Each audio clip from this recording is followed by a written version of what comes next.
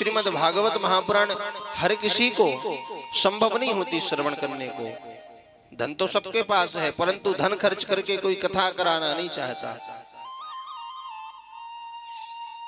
लेकिन आप लोगों का भाग्य उदय हुआ, और ये कब होता है तो बोले भाग्योदयेन बहुजन्म समर्जितेन सत्संगमं चलवते पुरुषो यदा वै।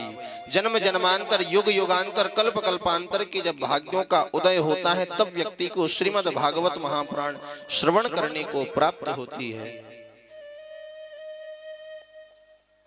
आप लोग बड़ भाग्यशाली हैं कि आप लोगों को सहज ही श्रीमद् भागवत महापुराण श्रवण करने को प्राप्त हो रही है।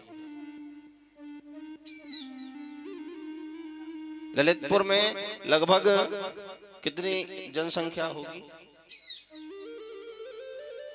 असंख्य जनसंख्या है, परंतु क्या सबको कथा श्रवण करने को प्राप्त हो रही है?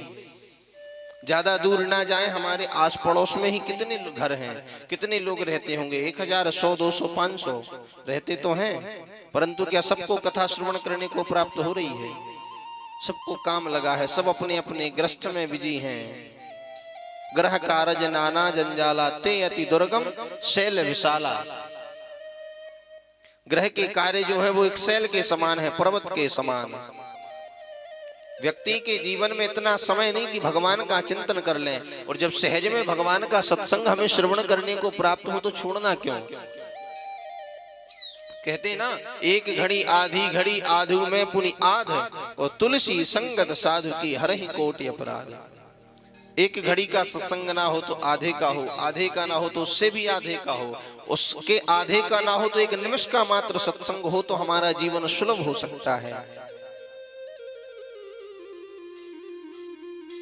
आप लोगों का बड़ा भाग्य है कि आप लोगों को श्रीमद् भागवत महापुराण श्रवण करने को प्राप्त हो रही है। इसी कथा की आपको बात बताएं, ये कथा एक बार हुई कि हाँ आज होनी है, दूसरे दिन मना हो गया, फिर तीसरे दिन हाँ हुआ, फिर तीसरे दिन मना हो गया। और जब ठाकुर जी की लीला है, ठाकुर जी को कथा श्रवण करनी थी, गौरी शंकर जी को कथा श्रवण करनी थी, तो शीघ्रता में जल्दबाजी में ही कथा का आयोजन हो गया और कथा प्रारंभ हो गई, और हम लोग कथा श्रवण कर रहे हैं। क्यों? क्योंकि समय का सदुपयोग होता है, समय का संयोग होता है। जब समय बनता है, मुहूर्त बनता है, तो बिगड़ने वाले काम भी स्वतः ही बन जाते हैं। चाहे कोई कितना कुछ कर ले, हम प्रयत्न करते रहते कि हमारी लड़की की शादी हो जाए, 2 साल हो गए, 4 साल हो गए, लड़के खोज रहे, आप लड़का खोजते रहे, लड़का नहीं मिला। और जब समय संयोग आएगा, समय आएगा तो महाराज 2 दिन में चट मंगनी पट ब्याह हो जाएगा। यही हुआ था ना इस कथा के लिए। आज हो गई, फिर कल मना हो गया, दूसरे दिन मना हो गया, लेकिन भोलेनाथ की कृपा थी और आप लोगों का भाग्य उदय जब हुआ तो कथा हो गई। और आप लोगों के भाग्य के साथ साथ हमारा भी भाग्य उज्जवल हो गया कि हमें भोलेनाथ को कथा सुनाने का अवसर प्राप्त हुआ। कथाएं तो बहुत होती हैं और कथाएं निरंतर चलती हैं। प्रत्येक महीने 1-2 कथा करो, प्रत्येक महीने 1-2 कार्यक्रम करो, कथा करो, लेकिन ऐसा समय, ऐसी स्थान, ऐसी भूमि प्राप्त नहीं होती। जिस भूमि में हम लोग बैठे, ये भूमि क्या है पता है आपको?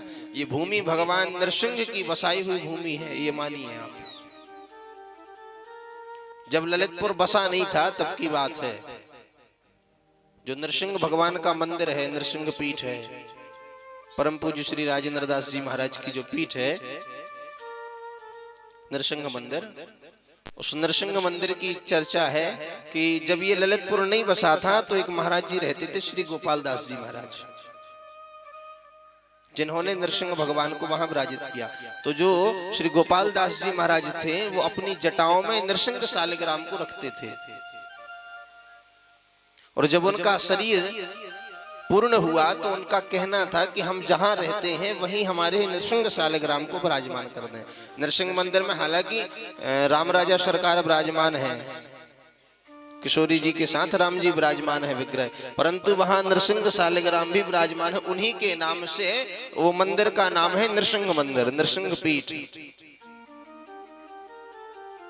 तो ये जिस भूमि में हम बैठे, इस भूमि का भी शोधन हम नहीं करते, भूमि का शोधन भी पूर्व में ही हो जाता है। और जब आप लोगों का भाग्य प्रज्वल है कि आप लोग जो है भगवान नृसिंह की बसाई हुई भूमि में रहते हैं, भगवान शंकर के मंदिर के सामने जो भगवान शंकर है वो पृथ्वी के ही तो ईश्वर हैं, इसीलिए तो उनका नाम महेश है। महाधन ईश्वर इति महेश्वरः। महा मतलब पृथ्वी, ईश मतलब ईश्वर। जो पृथ्वी के ईश्वर हैं वो है भगवान शंकर। भगवान शंकर के सन्मुख आप लोग रहते हैं,